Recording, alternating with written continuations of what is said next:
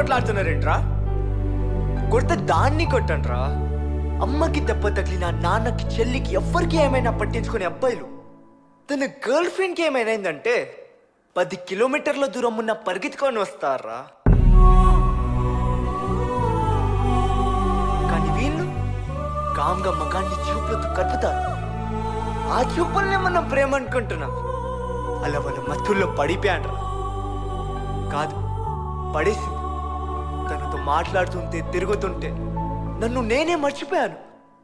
అలా ఒక వేష మోజులో పడిపోయాను. అప్పటి నుండి అమ్మ, నాన్న, చెల్లి, తమ్ముడు, ఫ్రెండ్స్ ఎవరు కనిపించలేదు. అంతా ఆ అమ్మాయి. చెల్లి ఎగ్జామ్ టైం అయిపోతున్నానయ్య అంటే అబద్ధం ఆడి ఆపండి దానితో సినిమాకి వెళ్ళిన ఫేమస్ కాటరా నేను. పుస్తకం తీస్తే అదే, నోట్స్ రాస్తున్నా అదే. క్లాస్లో ఫస్ట్ నుండి నేను లాస్ట్కి పడిపోయాను. సిగరెట్ అంటే కిలోమీటర్ దూరం ఉండే నేను ఈరోజు సిగరెట్ ఎవడిస్తాడని ఆ రేంజ్కి దిగజారిపోయాను. చివరికి వాళ్ళమ్మ పెట్టి పాలకి డబ్బులు అవసరం అయితే మా నాన్నతో లోన్ పెట్టించి వాళ్ళమ్మతో పెట్టి పాలు పెట్టించిన పిచ్చోన్రా.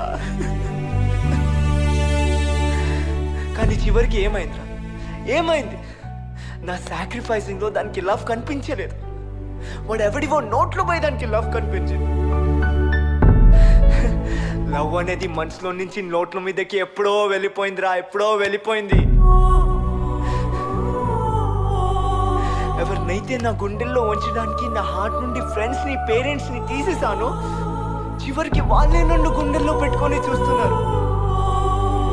ఈ రోజుకి మా నాన్న ప్రతి నెల లోన్ కట్టడానికి బ్యాంక్కి వెళుతుంటే నా మీద నాకే సిగ్గొస్తుందిరా. వీళ్ళందరింతేరా, వీళ్ళందరింతే.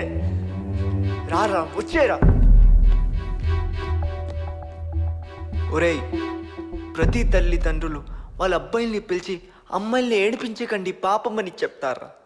అలాగనే ప్రతి తల్లిదండ్రులు వాళ్ళ అమ్మాయిల్ని పిలిచి అబ్బాయిల్ని ఏడిపించకండి పాపమని చెప్తే ఏ అబ్బాయిలకి సిచ్యుయేషన్ రాదురా. ప్రాణం తీసే పాయిజన్ నిన్న 10 నిమిషాలు టైం ఇస్తుందిరా. వీళ్ళు ఆ టైం కూడా ఇవ్వరు. Share chat.